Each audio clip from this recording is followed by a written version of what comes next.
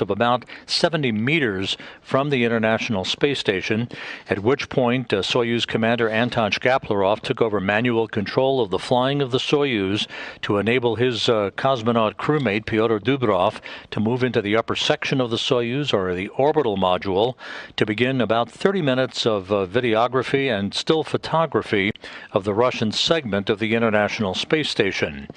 Once that was complete, Dubrov returned to the descent module, the center section of the three-section Soyuz spacecraft. He buckled up once again in the left seat, Shkaplerov in the center seat, and Mark Vande Hei in the right seat of the descent module, preparing for the deorbit burn that is now just over 15 minutes from now.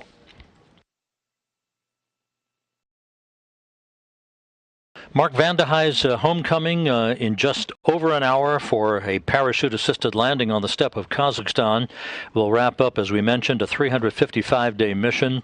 For Vande Hei, the completion of his second flight to the International Space Station puts him third on the all-time list of U.S. astronauts at 523 days in space, behind Peggy Whitson and Jeff Williams. Vande Hei, in this mission, again, he did not conduct any spacewalks, but with his 355 days, he eclipses the previous single spaceflight record by a U.S. astronaut of 340 days set by Scott Kelly several years ago. Anton Shkaplerov is wrapping up, as we mentioned, 176 days in space. He, now with 4 missions to the International Space Station, will have logged at the time of landing 708 days in space. That puts him 7th on the all-time list of endurance leaders for human spaceflight.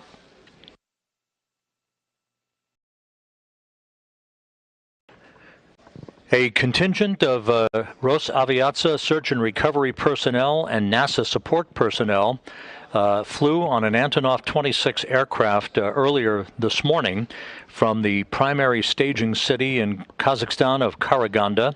On an Antonov 26 aircraft, they flew to Zhezkazgan, the intermediary staging city to the southwest. In Zhezkazgan, they have now boarded helicopters at the Zhezkazgan airport, ready to take off in sequential fashion around the time of the deorbit burn for about a 35-minute flight to the southeast to the landing site that is about 90 miles away from Zhezkazgan.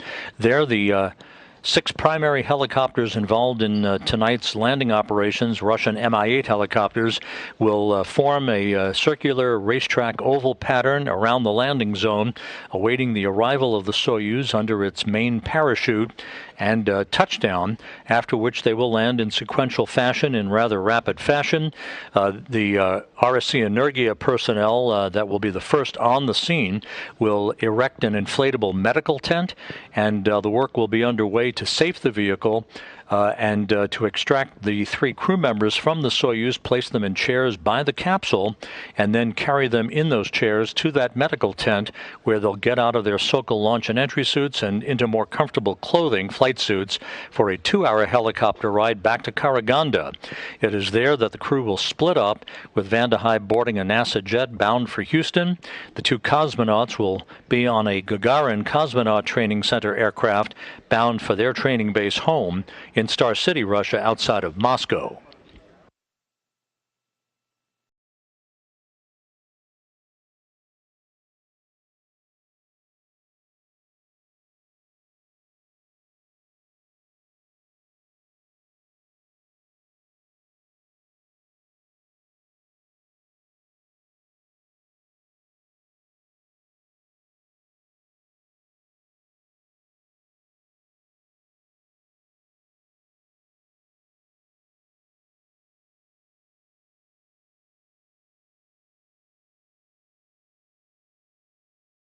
Last week, I had an opportunity to chat with Mark Vande Hei on board the International Space Station for a few minutes, and he talked and discussed his thoughts about the deorbit burn, the ride home in a Soyuz vehicle, and a wrap-up, basically the big picture wrap-up of what his year in space has been all about.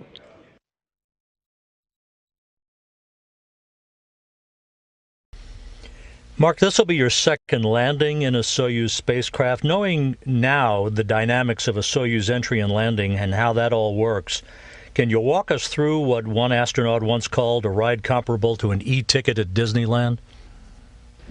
Sure, I will definitely do that. So the first surprise for me on my last return to Earth, my last descent, was how funny it feels when the hooks are unlatched from the space station and you feel like you're the cork being popped off a bottle. You just get, there's kind of a popping sensation, you just start drifting away. We don't fire any thrusters. It just feels very, very gentle as we drift away from the space station. After some time, we reorient and do the deorbit burn. Not very dramatic there until we get low enough where so we start interacting with the atmosphere. And then you can see lots of flashes of light as the well-designed spacecraft has parts that burn away to help get rid of all that energy and to pass successfully through the heat of reentry. And then there's this long period of waiting for the parachute to open. Last time, I was not aware of how afraid I was about what was going to happen as you're just waiting to find out if you're going to live or die, because it all depends on whether that parachute opens up. I didn't realize how scared I probably was until I felt this incredible glee as I was getting shaken all over the place as the parachute opened up in nominally in a position where the spacecraft, again, nominally starts to oscillate violently back and forth. But some people that's very nauseating for. For me, I just had a wonderful sense of glee because I knew it was working out for us. And then after that, it's again, you have to have some patience while you're waiting to hit the ground. The search and rescue forces, I expect, assuming the weather's good enough for them to be able to see us, will help us by telling us how far above the ground they think we are while we're watching our data on the spacecraft. This time I'll make extra sure that my head is in the seat because we really hit very, very hard. Hard enough where when I hit the ground, my first emotion was anger that I would be hit that hard. It was all fine. No problems, no health problems as a result. The spacecraft worked very, very well. But I will not forget that emotion. And then there's some moments of waiting. Last time we were on the plains of Kazakhstan in February. I was looking forward to smelling the smell of dirt and vegetation, but on the steppes of Asia in February, there was just ice and the smell of helicopter fuel as the helicopters that were helping get all the resources to us were in our vicinity. This time being later in the year, I'm hoping I might get a little bit of a smell of spring. We'll see. And that's the whole story. You're landing about not quite 2.5 hours before sunset on March 30th, and we're told the temperature is going to be in the 50s Fahrenheit, so it's probably not going to be as icy as you experienced the first time around, but assuming you get the opportunity to get those smells and the sensations, what's really the first thing or the one major thing you're looking forward to the most once you get back on Earth? Making a cup of coffee for my wife and myself, and then sitting in bed and talking to each other while we're either reading or catching up on the news. Just having relaxing Saturday mornings is a wonderful thing. And then after that, I'd probably say guacamole and chips. Mark, a final question. We always ask this ethereal question, but in a big picture sense, if you sit down in the weeks, months, years ahead to write the legacy of the ISS from your perspective, particularly for this past year, what would be your impression, your thoughts about the lasting legacy of the International Space Station? I think we will always look back on the International Space Station as being a fantastic example of what humanity can do when we cooperate like we do on the space station. This is a very challenging time for international relations. My hope is that in our attempts to further and find peace throughout the world, that these type of connections that we have can be maintained and find and serve as a path forward to try to find that common ground that we need so desperately to find peace.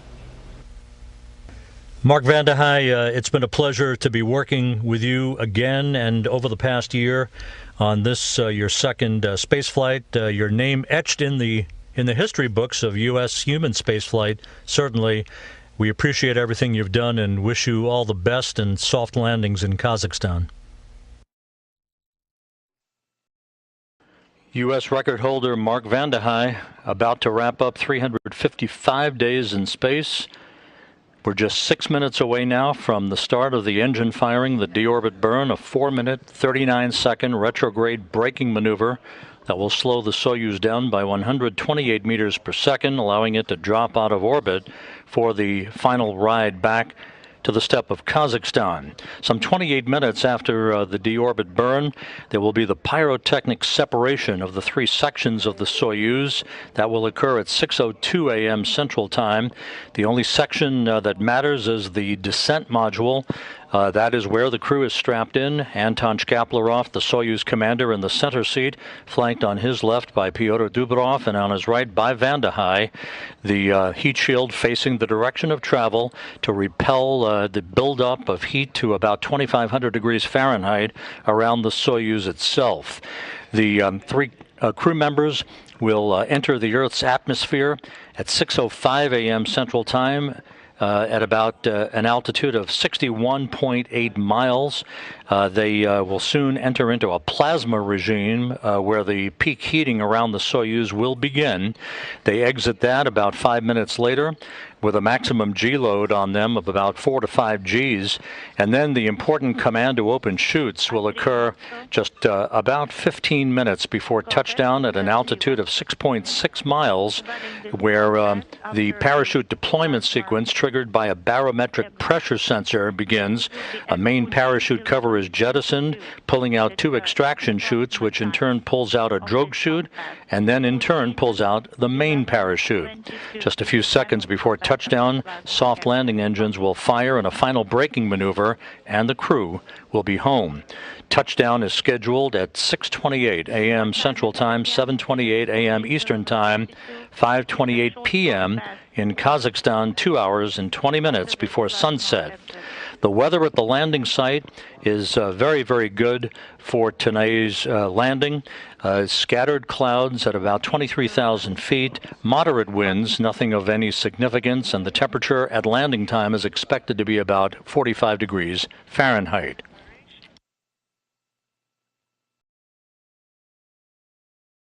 At the airport in Zhezkazgan, the search and recovery personnel and the NASA support personnel are in their respective helicopters. Rotors are running. The first helicopters will be airborne at around the time of the deorbit burn, just a few minutes from now, headed to the southeast to the landing zone. Again, about a 35-minute helicopter ride from Zhezkazgan to that landing site. At the landing site, an Antonov 26 fixed-wing aircraft that transported the recovery team from Karaganda earlier this morning will be flying in the vicinity of the landing site, acting as a relay station, if you will, a command and control center to relay voice and data back to Russian flight controllers at the Russian Mission Control Center in Korolyov outside of Moscow. Control that the angular rate integrated unit BIOS is powered, that it is ready just 1 minute before the burn. All right, will do.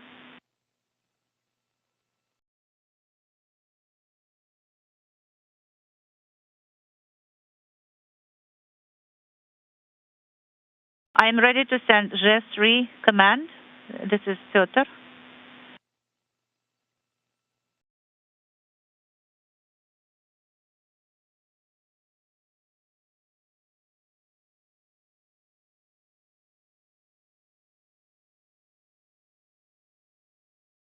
Moscow, Astray 1.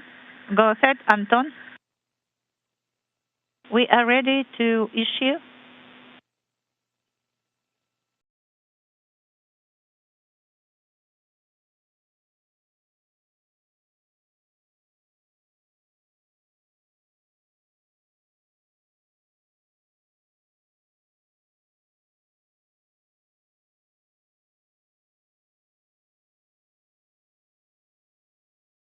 So we had a break and com. We did not copy you last, Astray.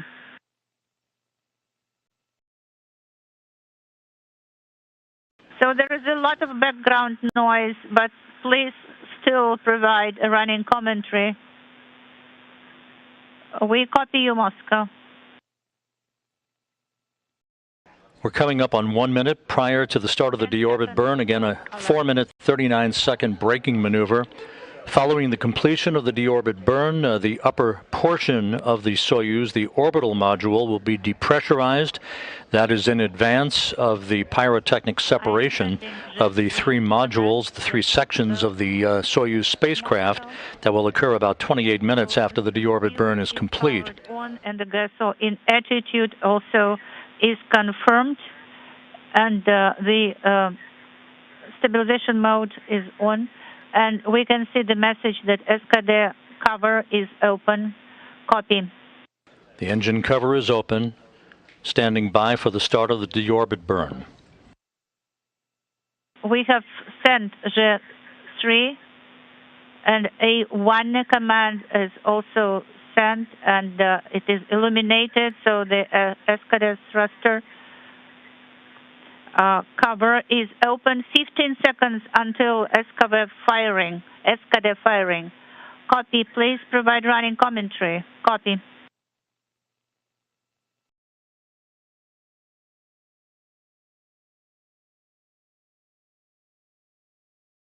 And the deorbit burn is now underway.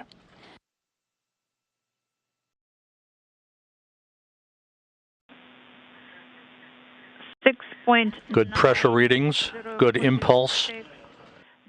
This burn will last 4 minutes, 39 seconds, slowing the Soyuz down by 128 meters per second. You will hear Shkaplerov reporting chamber pressures as the burn continues. Attitude is nominal. Copy. 18.2 is the burn duration. 22 is the burn. KDU parameters are nominal. 1 minute of 0:45, and the attitude is nominal. A little over 3.5 minutes to go in the deorbit burn. Everything looking good so far. Burn duration. 1 minute 20. 35.5 is the burn. Parameters of KDU are nominal.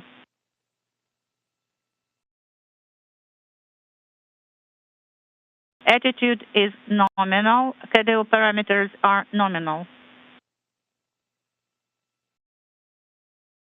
45 is the burn.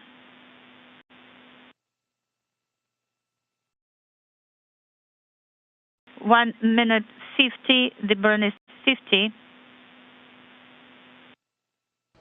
The numbers being read off by Shkaplerov through the interpreter indicate the duration of the burn so far and how much deceleration is being experienced based on sensors and other computer data being registered on board the Soyuz vehicle.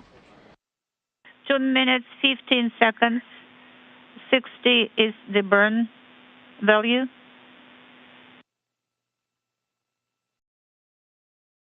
64 is the burn value. KDU parameters are nominal. 2.5 minutes. 67 is the burn. The attitude is nominal. KDU parameters. 2 minutes to go in the deorbit burn. Is the burn value. 2 minutes 45. 74 is the burn value.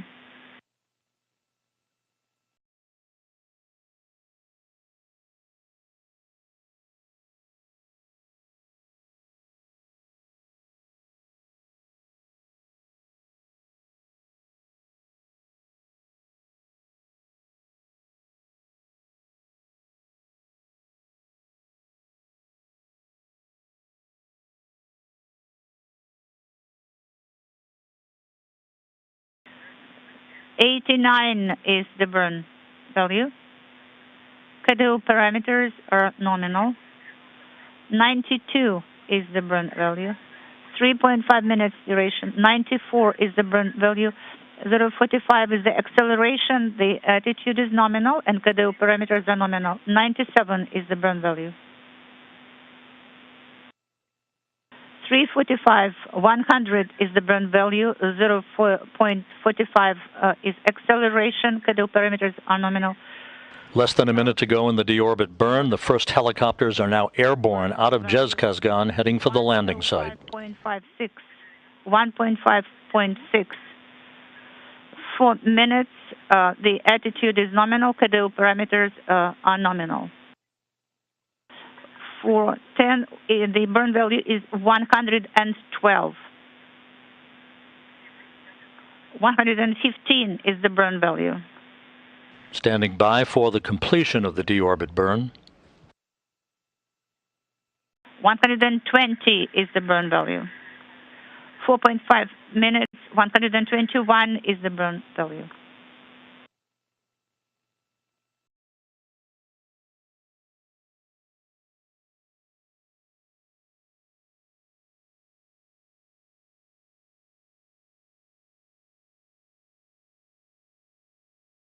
The deorbit burn now complete.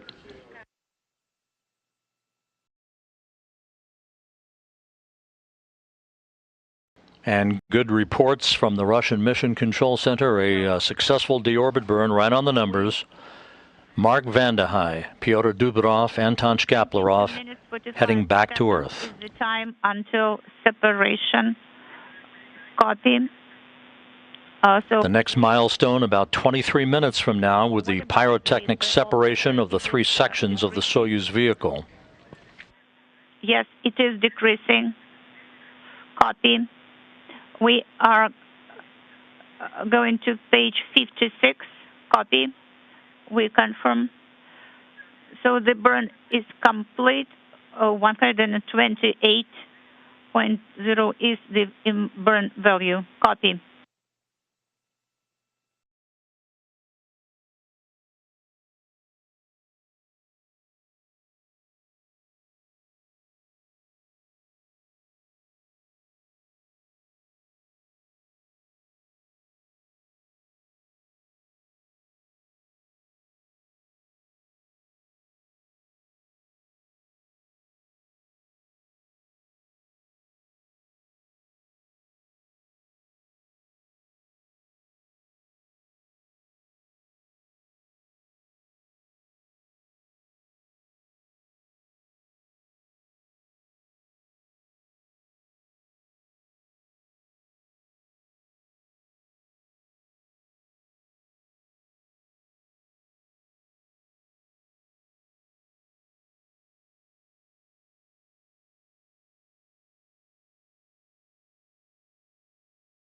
With the deorbit burn complete, the next milestone, as mentioned, is the module separation. This is a pyrotechnic activity in which the 3 sections of the Soyuz separate. The descent module, the center section where the crew is strapped into their respective seats, will then enter the atmosphere, heat shield in the direction of travel to repel the buildup of plasma and temperatures around 2,500 degrees Fahrenheit. Later, the drogue chute will be deployed, followed by the main parachute. And from that point on, about 15 minutes after chute deploy, the last major event is just seconds off the ground, with the firing of the soft landing engines and a final braking maneuver, and the crew will be back on Earth. The parachute deployment sequence, very interesting. That parachute deployment sequence triggered by a barometric pressure sensor at about 41,000 feet above the ground. At this point, the main parachute cover is jettisoned by pyros and springs, pulling out 2 extraction chutes, which in turn pulls out the drogue chute and then the main chute. It takes about 20 seconds for all this to happen. At about 21,000 feet, another sensor starts a timer, triggering most of the remaining events in the landing sequence. About 18,000 feet off the ground, commands are issued to jettison the heat shield on the Soyuz, no longer needed, to inhibit the entry control thrusters and to open valves that vent hydrogen peroxide fuel for the entry control thrusters and oxygen in the life support system tank. So the white vapor that you have seen on previous Soyuz landings, if the visibility allows that to be seen by long-range cameras at the landing site, the purpose of that venting and the white vapor that is venting into the air is a combination of hydrogen peroxide and oxygen to safe the vehicle for landing so that no hazardous gases remain in those tanks when the soft landing thrusters are fired and the vehicle impacts the ground. That way the ground support personnel can approach the vehicle very quickly without any toxic fuels surrounding the spacecraft itself. So a very intricate number of activities yet to come that will bring Van de Hei, Dubrov, and Shkaplerov home after their mission. Van de Hei and Dubrov completing 355 days in space. A very long mission that began last April 9th of 2021 with a launch on the Soyuz MS-18 spacecraft from the Baikonur Cosmodrome in Kazakhstan. Shkaplerov launched last October on the Soyuz MS-19 that he's returning home in today. Shkaplerov will have completed 176 days in space and 708 days in space on his 4 flights. For Van de Hei, the single U.S. spaceflight endurance record holder that eclipsed Scott Kelly's record back on March 15th. He's completing 5,680 orbits of the Earth and a mission spanning 150.6 million miles.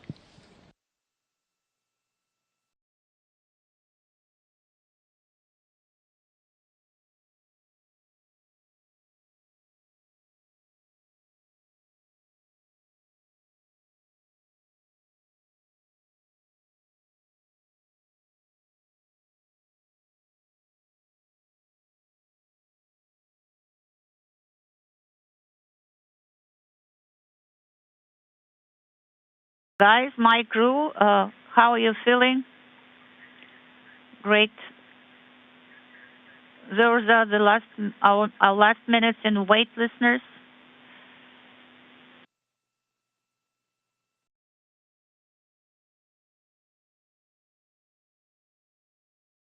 Unintelligible.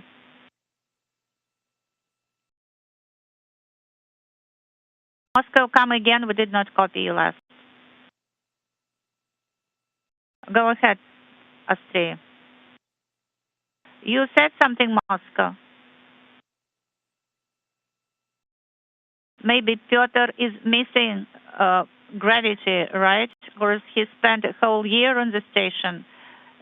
Yes, that's correct. Yes, absolutely. It's my dream to feel the Earth's gravity again.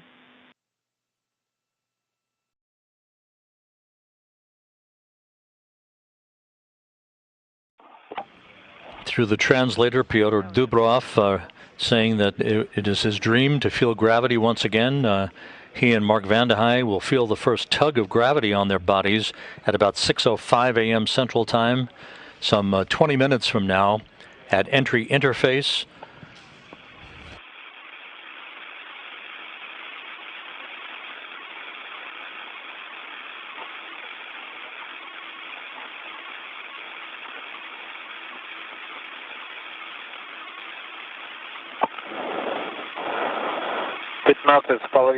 разделения. 15.5 minutes until separation. Copy, Anton.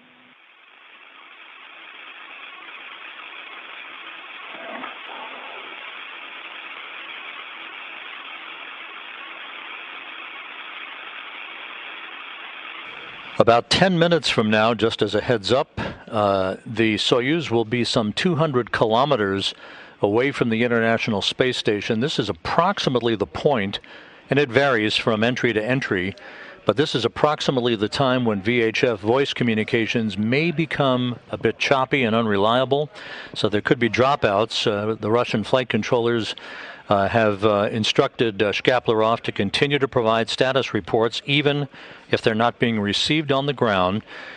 When the Soyuz is within range of the Antonov 26 fixed-wing aircraft at the landing site, again, that will serve as a flying command and control center to relay data and information back to the Russian flight controllers that you see there in this balcony view of the control room in Korolyov outside of Moscow.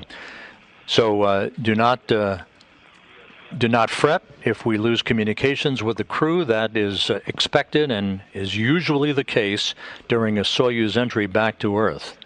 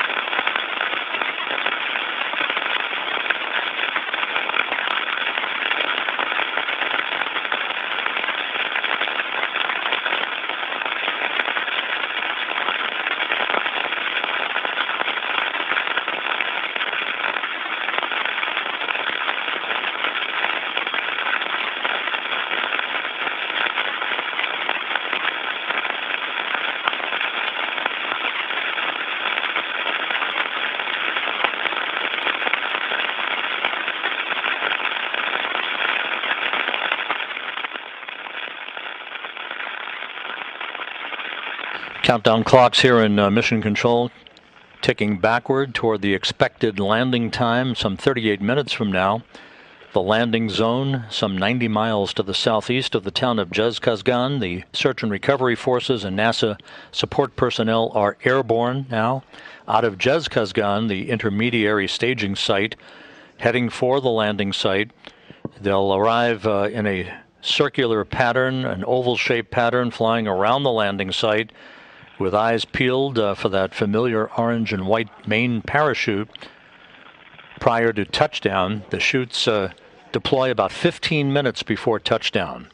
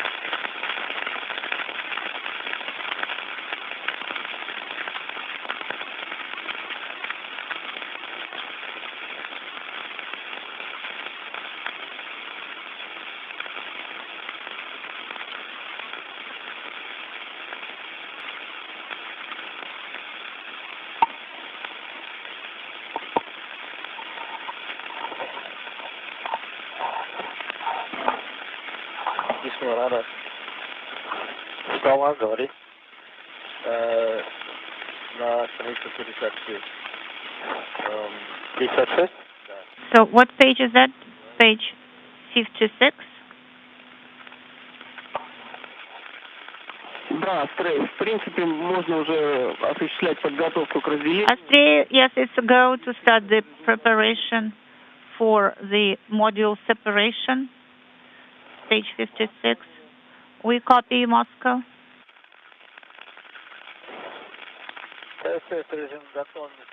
So the KSS Rescue 8 are ready. So should we close the visors?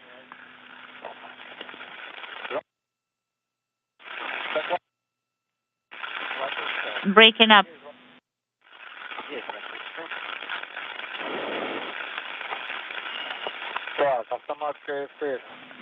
So the F3 command should be sent. It's a go.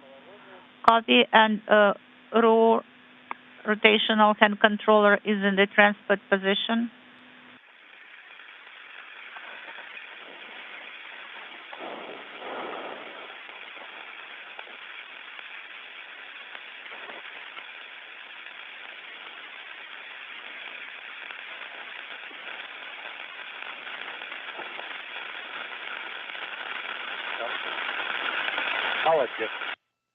Well done.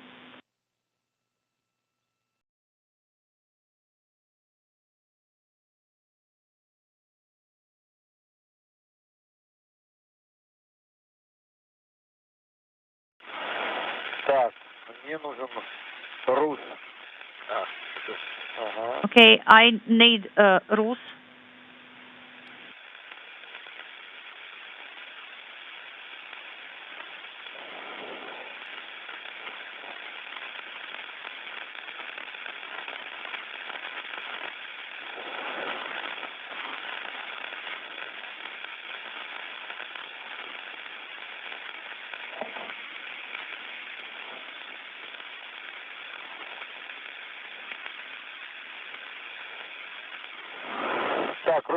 Okay, manual entry control is here. I'm holding it. And I'm activating, I'm powering it on.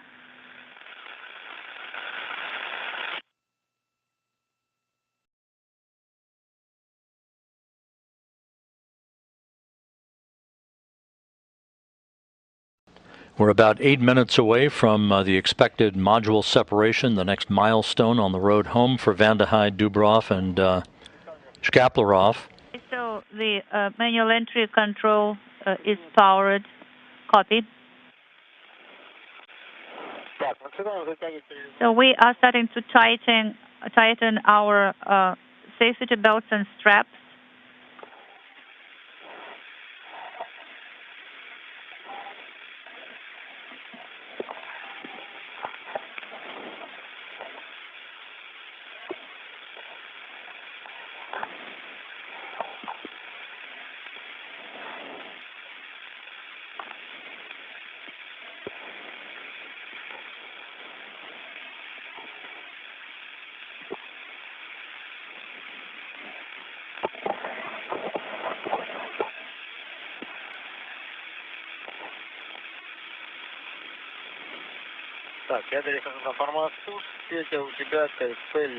So, Piotr, you have KSP panel on the left side, and I'm going to the descent display.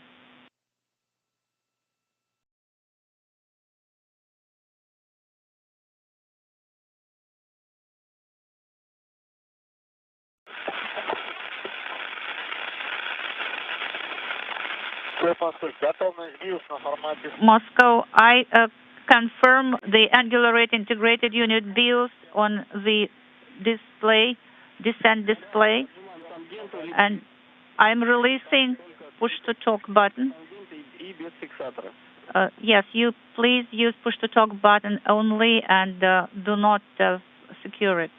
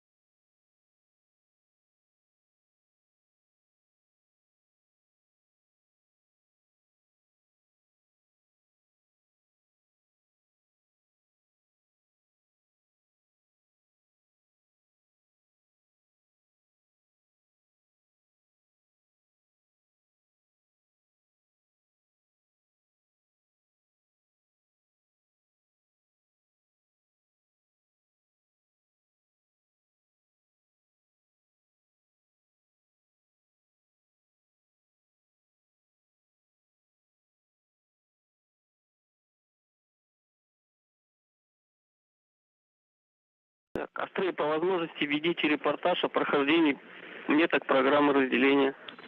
Astray, if possible, please report on how you go through the separation timeline.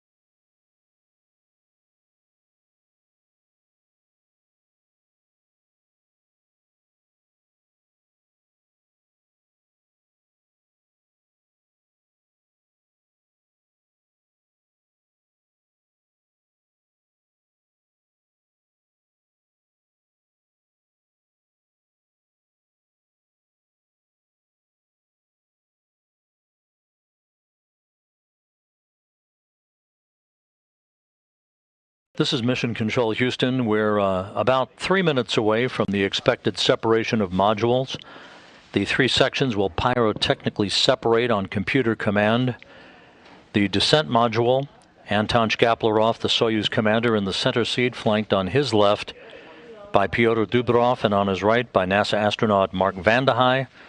The descent module, with the heat shield facing the direction of travel, will begin to enter the Earth's atmosphere at about 6:05 a.m. Central Time, and a plasma buildup around the spacecraft, peak heating if you will occur about a minute and a half after entry interface at an altitude of some 50 miles above the Earth.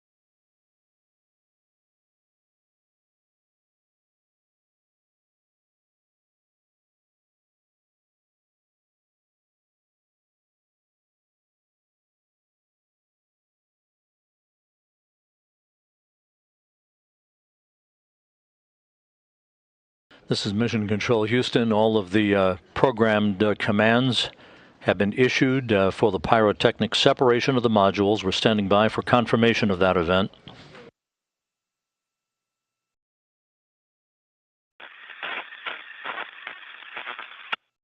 And we have confirmation of module separation right on time.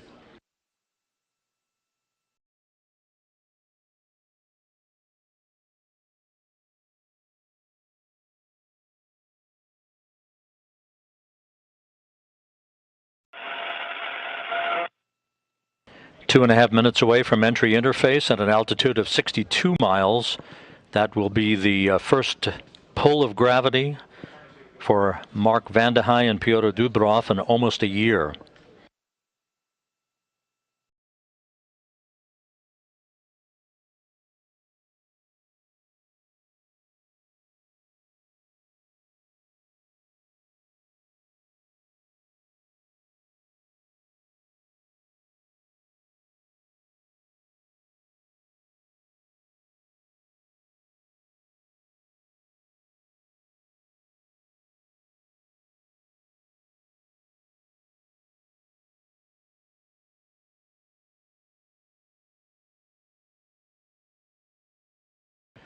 24.5 minutes until the expected touchdown of the Soyuz MS-19 on the steppe of Kazakhstan. All of the search and recovery helicopters are airborne, heading from Zhezkazgan to the southeast, about 90 miles from Zhezkazgan to the landing site. They will arrive shortly before touchdown, form a circular racetrack pattern around the landing zone with the parachute, the main parachute for the Soyuz as their target. Once the Soyuz touches down, they'll begin to descend and land in sequential fashion so that the recovery operations and the extraction of the crew can proceed as expeditiously as possible.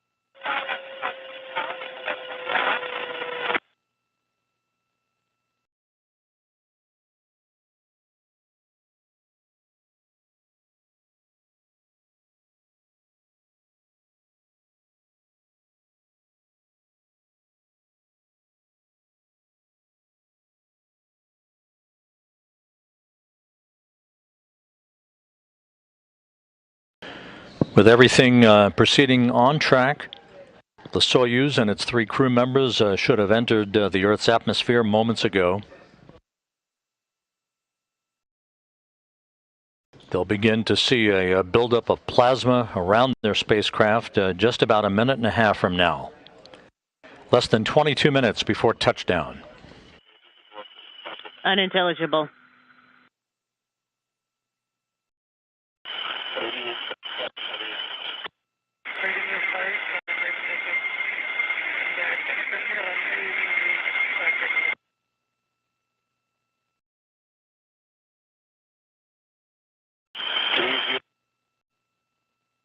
$30.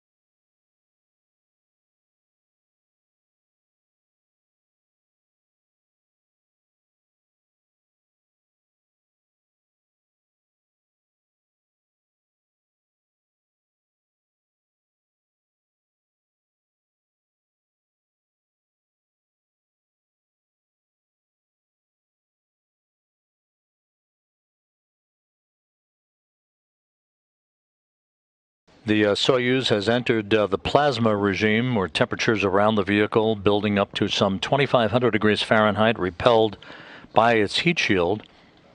We expect the spacecraft to exit that plasma regime about 3.5 minutes from now.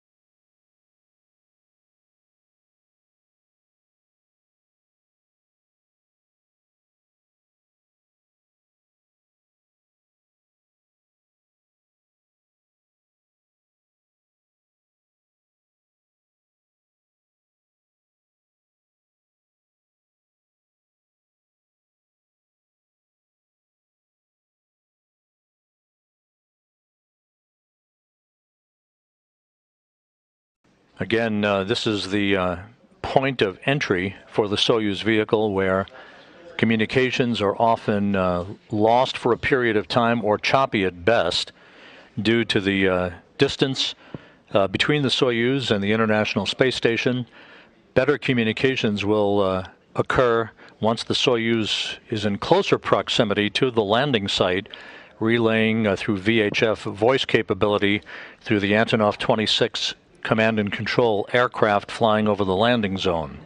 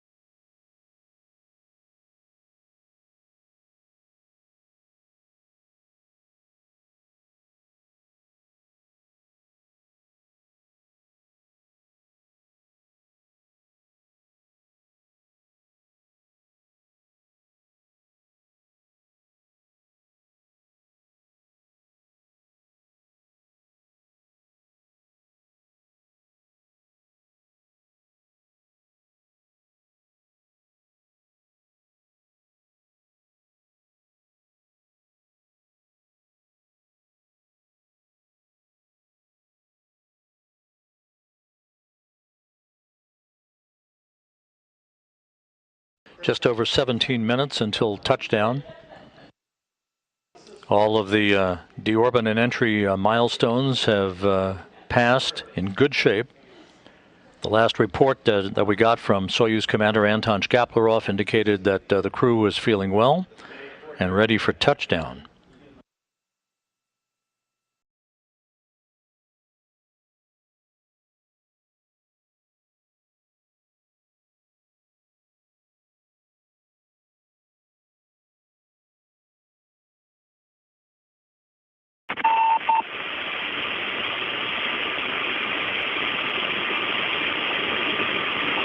Астрей, тип спуска.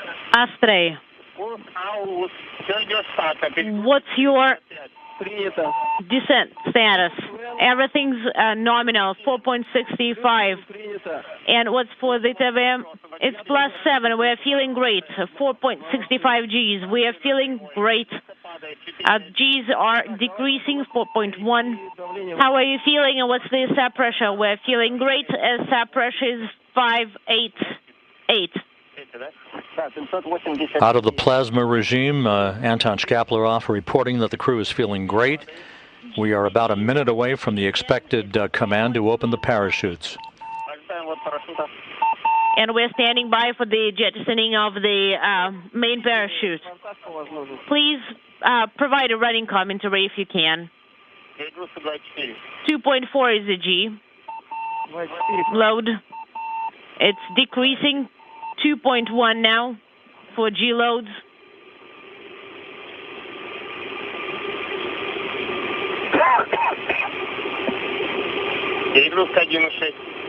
G load is 1.6. We are standing by for the jettisoning of the main parachute.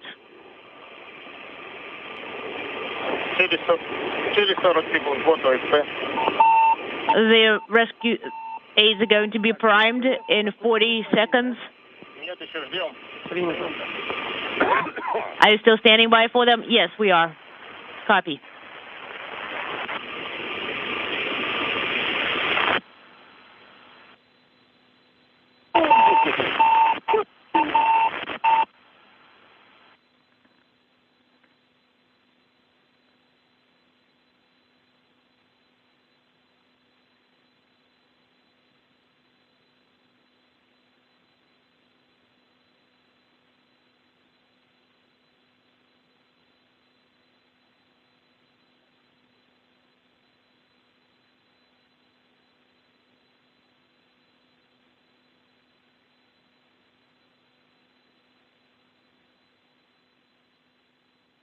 Standing by for further voice communication between the Soyuz MS-19 and the Antonov 26 fixed-wing aircraft, acting as a relay station to flight controllers at the Russian Mission Control Center.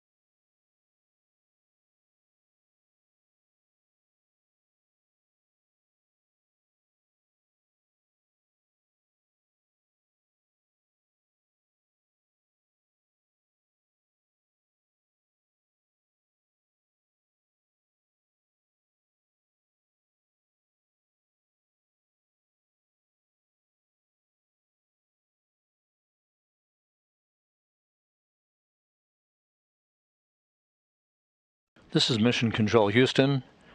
We're standing by for regaining voice communication with the Soyuz crew. At this point, the parachutes should have deployed. We're about 11 and a half minutes away from touchdown.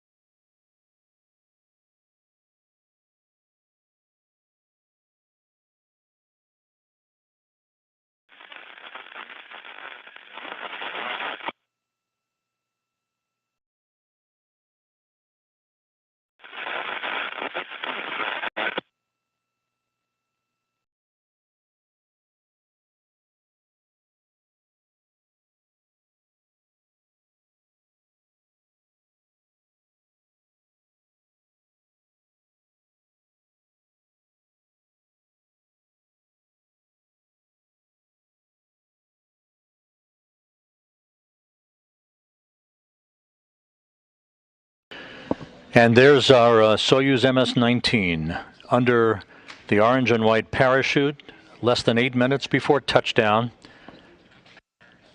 Partly cloudy skies, temperatures in the mid-40s Fahrenheit. The search and recovery forces now have reestablished contact with the crew on board the Soyuz MS-19 under the command of Anton Shkaplerov. The Soyuz descending under its parachute, having jettisoned the heat shield, and having vented as planned a combination of hydrogen peroxide and oxygen to save the vehicle from the dispelling of any toxic fuels after touchdown. We're just over 7 minutes before landing to wrap up a year-long mission for Mark Vande Hei and Pyotr Dubrov, and 176 days in space for Anton Shkaplerov. All of the entry events have gone as planned. The crew at last report indicating that they were feeling great.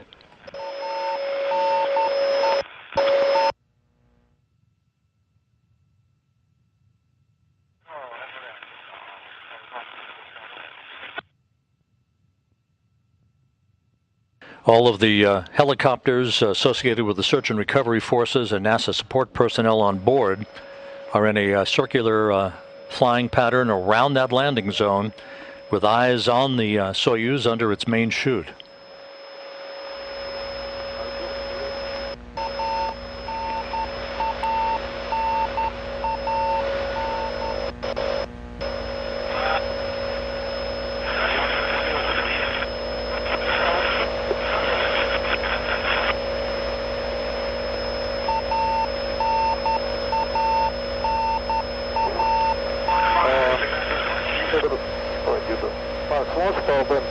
The crew is talking with the search and recovery forces. That's the familiar radio beacon providing landing information and other systems information to the Antonov 26 being relayed back to the Russian flight controllers outside of Moscow.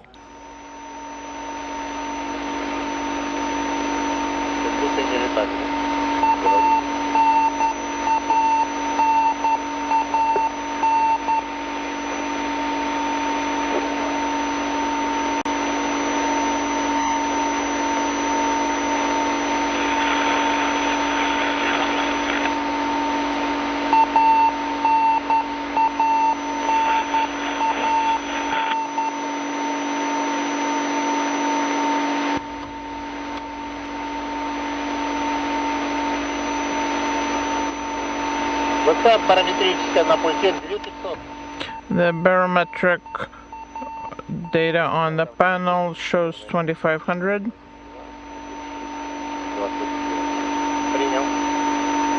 And we copy.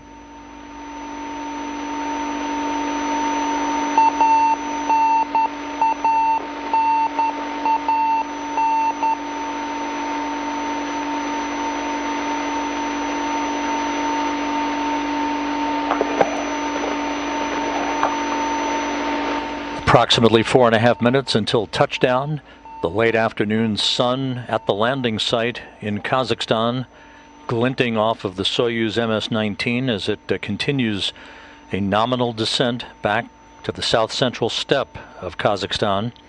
This landing occurring about 2 hours and 20 minutes before sunset.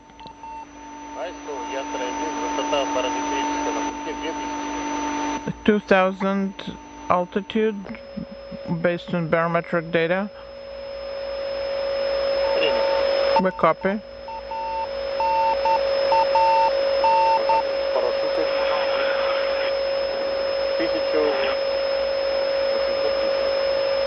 It's 1,830.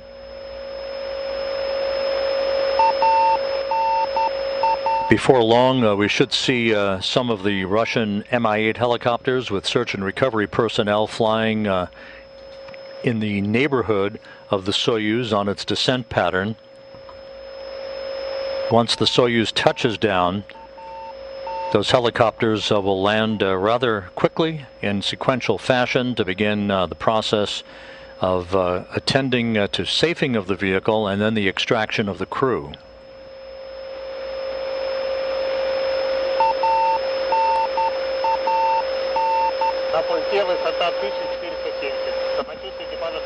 1,470 is the barometric data. The crew is feeling fine.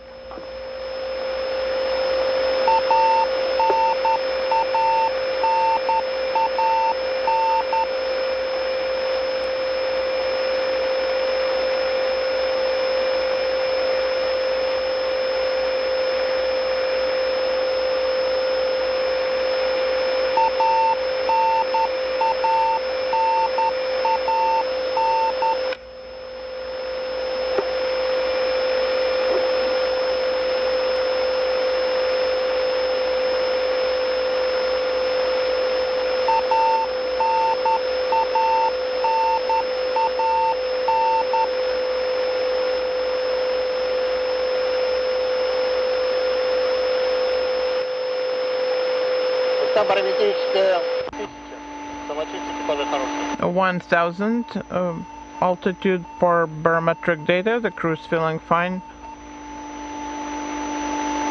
Less than 2 minutes before touchdown. The crew feeling fine, everything going by the book.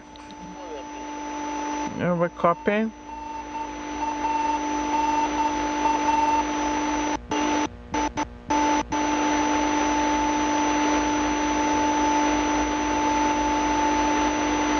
Приняли 600, we copy.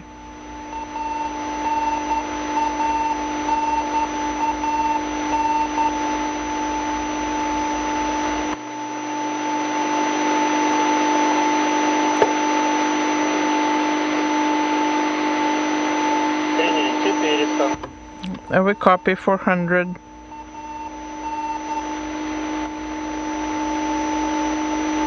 Приняли 300. 300, copy.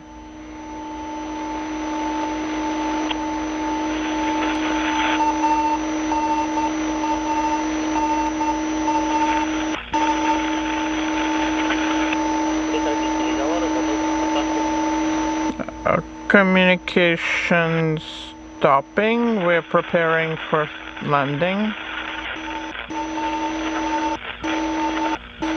We should see the horizon momentarily. There's one of the Russian Mi-8 helicopters as we stand by for touchdown.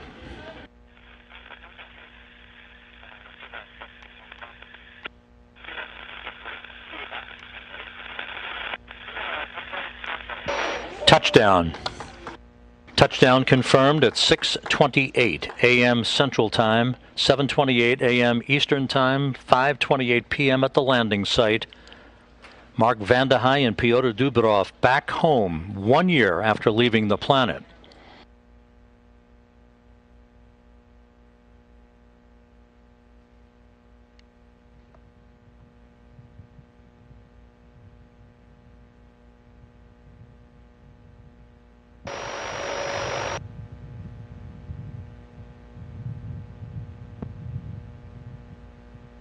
Soyuz MS-19 under the command of Anton Shkaplerov back on Earth, along with Mark Vande Hei and Pyotr Dubrov. A nominal entry, a perfect landing, a bullseye touchdown as the Russian search and recovery forces in the Mi-8 helicopters begin the process of landing sequentially. There's one of those helicopters. They will be in the neighborhood of the Soyuz capsule momentarily to begin first to erect an inflatable medical tent and then safe the vehicle before the crew is extracted from the spacecraft. They undocked from the Rassvet module of the International Space Station just over 4 hours ago at 2:21 a.m. Central Time, 3:21 a.m. Eastern Time. The deorbit burn was executed less than an hour ago in perfect fashion, and all of the entry milestones of module separation, entry interface, and the deployment of the main parachute, as you saw, all of that went as planned.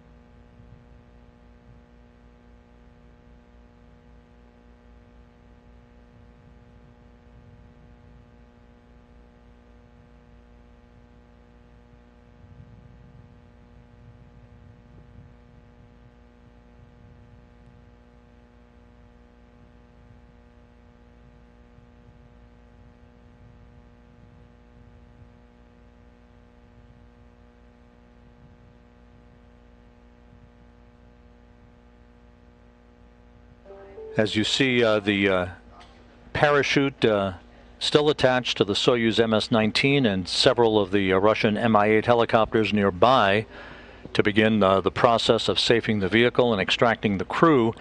We expect, as is normally the case, for the video to be discontinued for a short period of time so that the TV truck repositions itself by the spacecraft, at which point we will regain video from the landing site.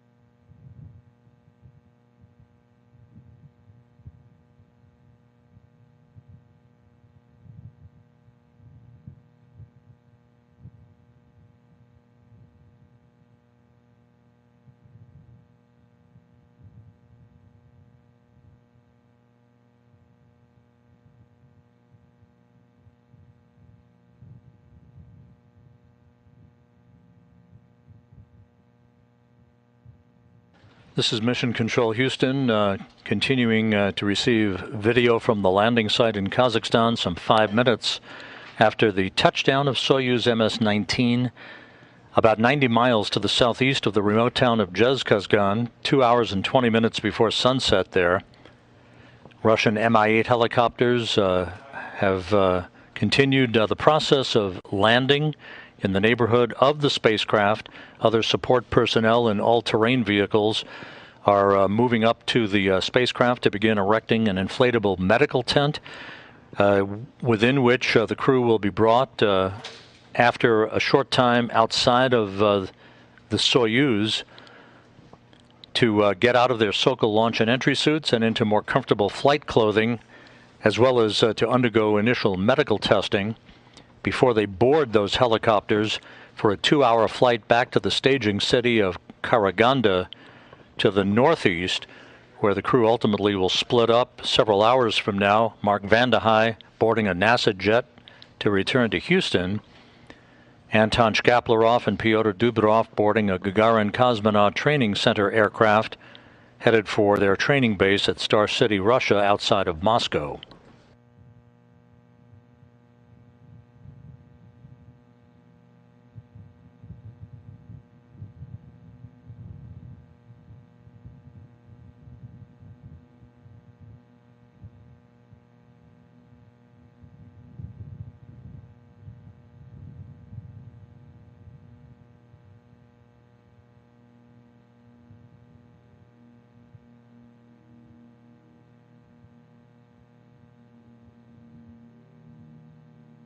Station on 2. The connectivity readings for the aft suit are 0.04 and for the forward suit 0.03. Okay, Roger, we copy.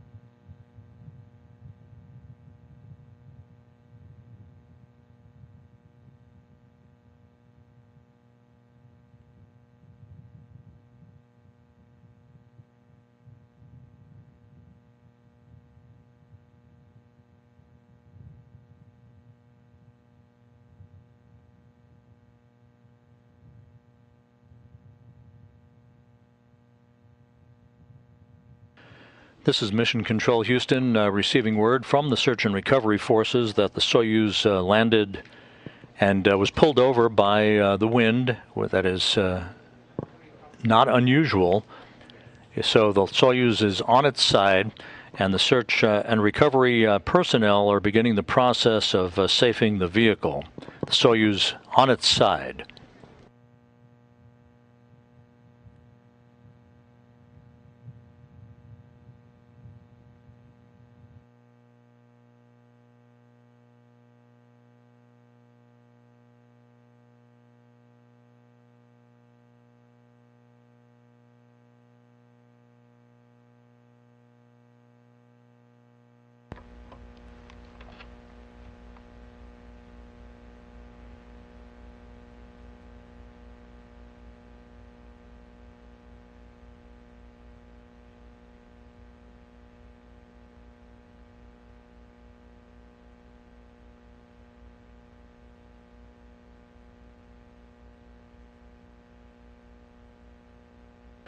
As expected, the TV signal from the landing site temporarily discontinued while the TV operation personnel make their way to the capsule itself, at which point we fully expect that we will regain the television signal to see the crew either in the process of or already out of the spacecraft. Touchdown occurred right on time. That's 6:28 a.m. Central Time, 7:28 a.m. Eastern Time, 5:28 p.m. at the landing site southeast of Zhezkazgan, Kazakhstan.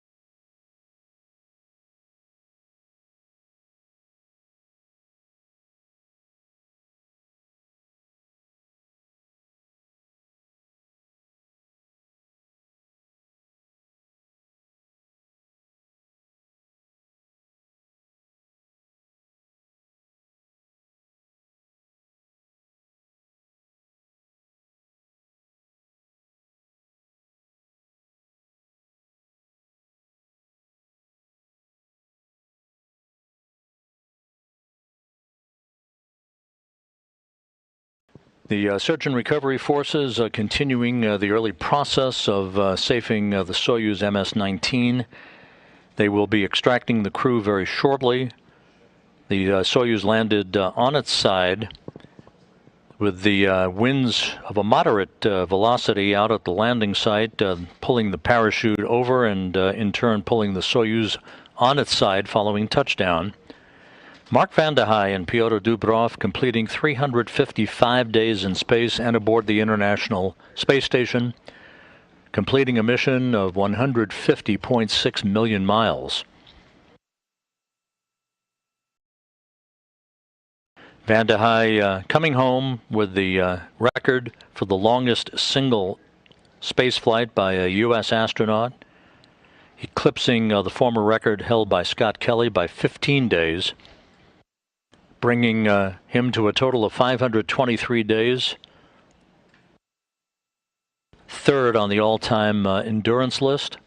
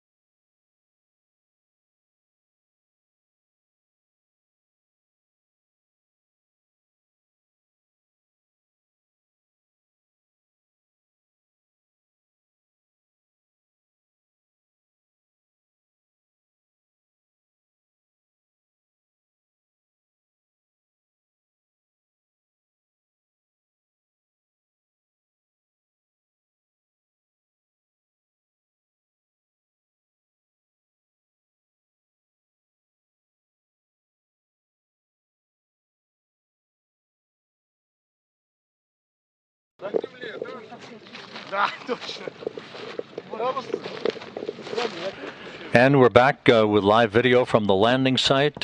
Anton Shkaplerov, the Soyuz commander, out of the spacecraft. Great air, no dust. Do you remember me? Oh, sure.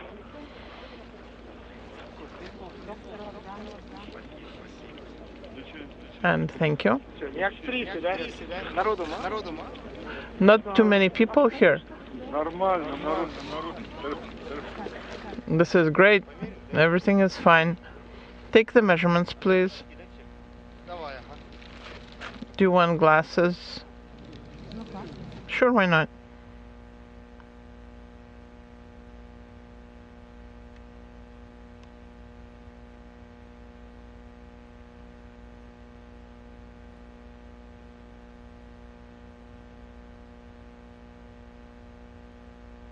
Anton Shkaplerov, the Soyuz commander, having completed his 4th flight into space and to the International Space Station, 708 days in space for Shkaplerov, 7th on the all-time endurance list.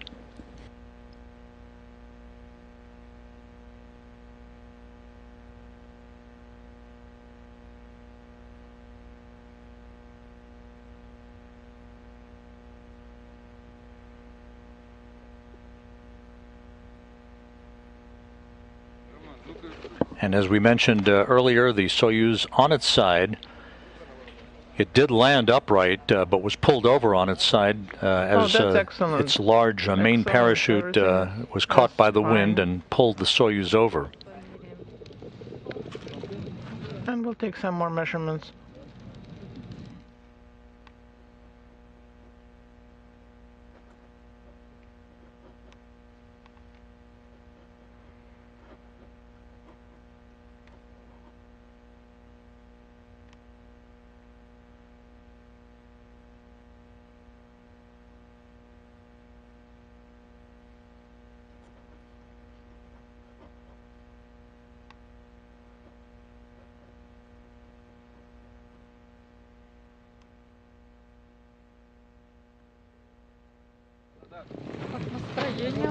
And how are you feeling? Oh, great people here. It's a pleasure to see you.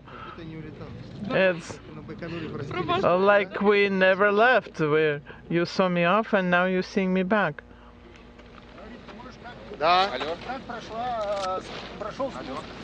So how did the descent go? Oh, everything went nominal. The helicopters found us very quickly, just as the chute opened, and then the helicopters were found. I would like to thank everybody who has come here to attend the landing, all the search and rescue people for very well coordinated work. It's complicated work, and we're so glad that there are people here who know the job and they're high level at doing everything that is possible in their complex work.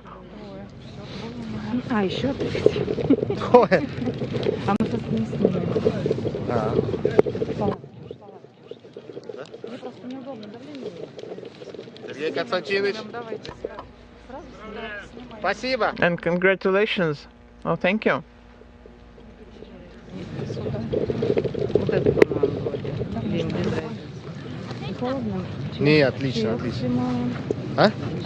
Are you cold? No, everything is fine.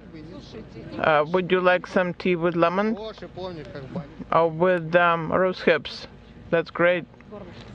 Там что, манго заказывать? Да, как это нам Вадим Владимирович не передал?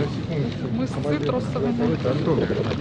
Да, командир, который с тобой на связи. Добрый день. О, добрый день. Спасибо огромное. Рад, что так рано нас нашли. Good to see you. I was so glad that they found us so quickly. Андрей, зовут меня. Андрей, не Антон. Видите? Andrei and Anton. It's a pleasure to see you here. Спасибо, спасибо. And thank you for your work and thank you for your help. Добрый. Как ты? Да ничего. Ну ладно. Как сам? How are you doing? Everything is fine. Не-не-не, все хорошо. Are you? Is it cold? No, it's not cold. It's fine. The tea is great. Very tasty. Намного. And the tea here is much tastier. Земля греет. Once you're on your homeland, that makes everything feel better. А есть какая-нибудь салфетки?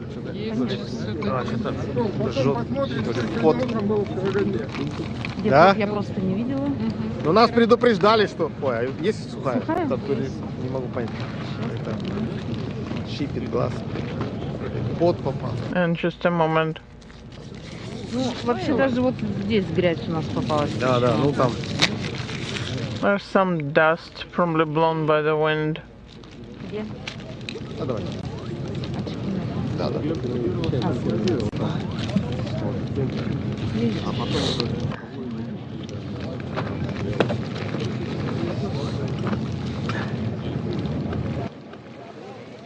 All good. Thank you.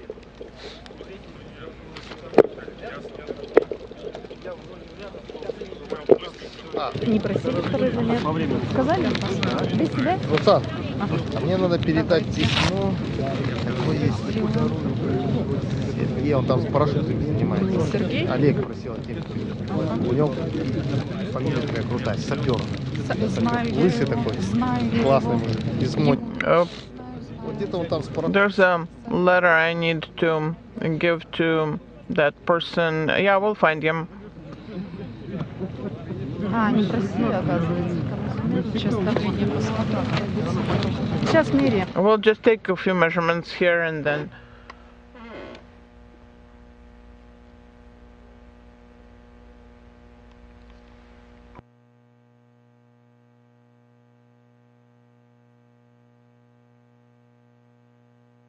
This is Mission Control Houston. Some 24 minutes following the landing of the Soyuz MS-19, you see RSC Energia and search and recovery personnel working on the continuing extraction of the other two crew members, Mark Vande Hei and Pyotr Dubrov. Anton Shkaplerov was first out, as is typically the case, with the Soyuz commander occupying the center seat.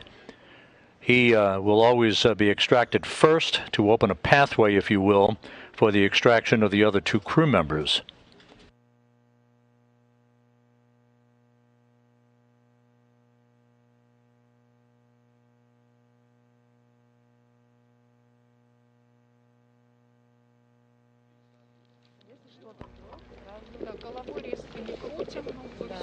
And Pyotr Dubrov, outside of the Soyuz capsule, 355 days in space. He and Mark Vande Hei having launched together last April 9th.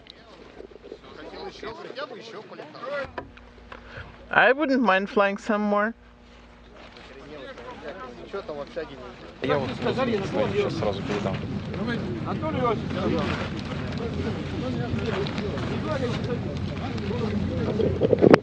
Руслан, скажите, часы у меня слетели где-то они в районе центральной поясницы. Да. I think my watch fell off and it's there somewhere. And the helicopters are set up over there. Здесь. Что, пора помощь оказать американцам? В смысле? Сигнал не идет вам? Давай туда. Туда. Сейчас давление померим. Are you getting the signal? Will be done shortly. I can see him.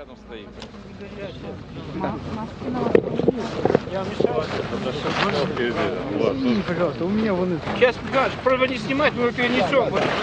Да, прямо с креслом возьмите. We'll relocate them together with the chairs and we can wrap up here.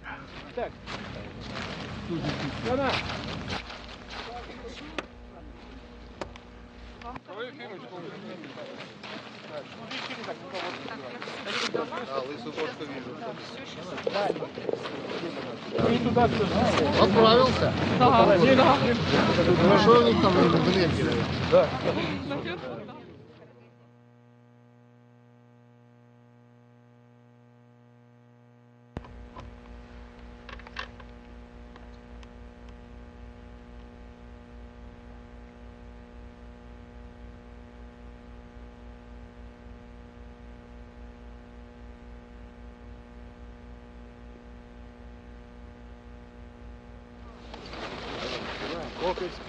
And NASA astronaut Mark Vande Hei now out of the Soyuz spacecraft.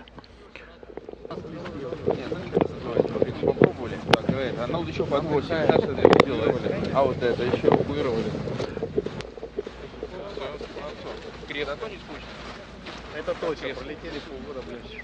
Все успел сделать, или последние 2 дня? Как всегда, не хватило одной ночи. А? Здорово, дорогой. Назад.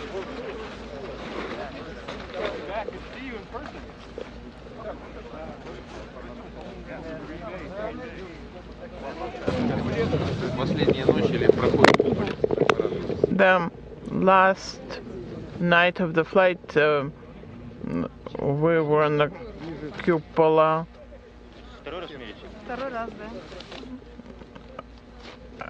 Is this the second measurement? Yes, it is.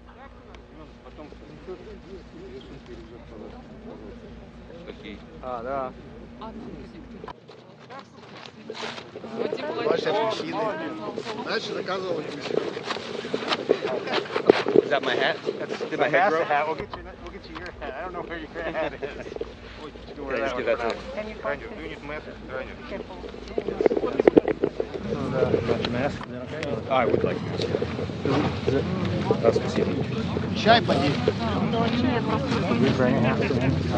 There should be some baseball caps. In the blue bag? Might be in the blue bag, not in the red bag. In the blue bag. I'm pretty sure I left some. For this one out here, take the cap off, it goes on your chin first. We gotta get the chin on though. Хорошо.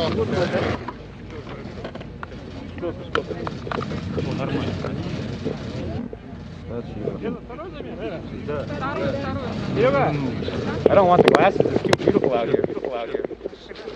You can take the glasses.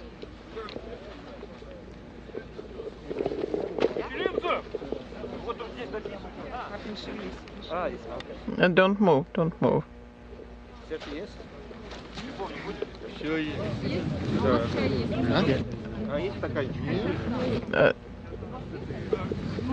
Is there any tea? Yes, sure. And let's find a cup. I think we'll have some disposable cups there. The tea was very good.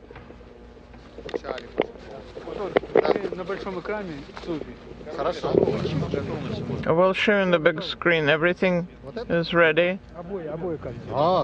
The cameras come from both sides. Oh, I feel like a star.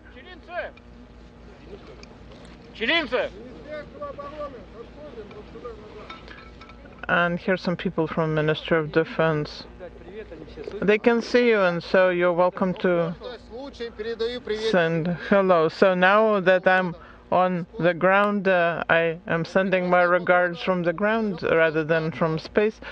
The weather is beautiful, everything went nominal, no injuries, nobody was hurt, even though during the training expecting the landing, they told us that the weather was going to be bad, but the weather was perfect and everything is according to plan. Now we are going to proceed to rehabilitate from the flight.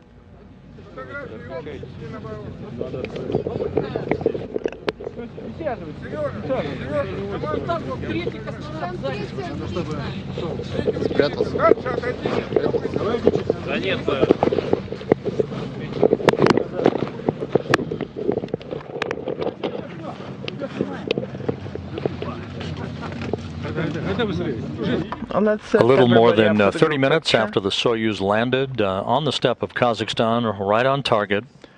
The 3 crew members are out, enjoying the smell of fresh air. For Vanda High and Dubrov, the sights and sounds of planet Earth for the first time in a year.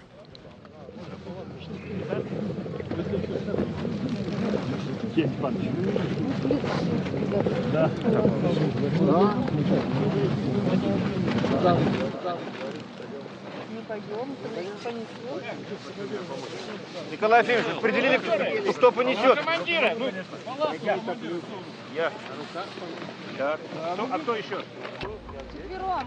And now we can relocate them. We need 4 people. Можете привет. Давайте в крайних, чтобы они будут это пресс делать. Давайте, Леня, пресс будут делать. Еще одного. Давайте,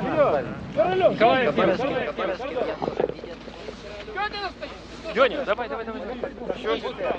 Давай удочку. Here, let's move the commander. I want the people from Khabarovsk to see me. All my friends are there. And I'm saying hello to all my friends. Один сюда, вперед. And if everybody is ready, no need to hurry, but let's get going.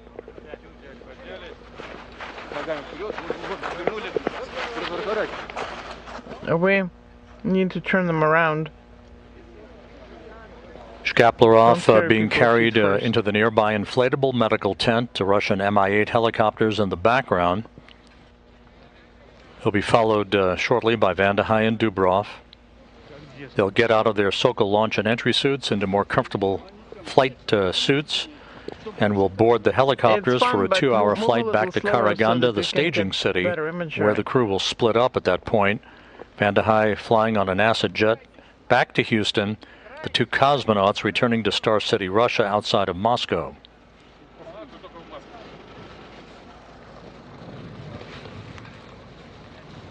What's that? Hey, hello everybody.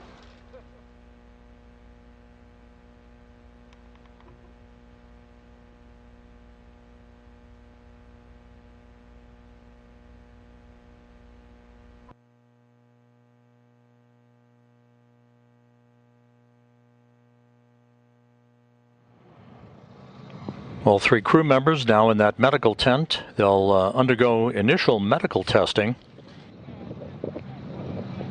The helicopter flight from the landing site back to Karaganda is about 2 hours in duration.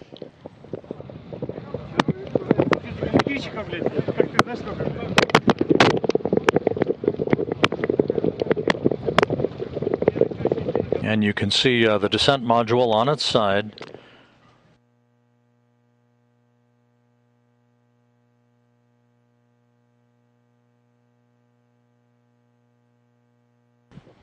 And the view on the front screen of the Russian Mission Control Center in Korolyov outside Moscow, welcoming back Mark Vandehei after his year-long mission on the International Space Station.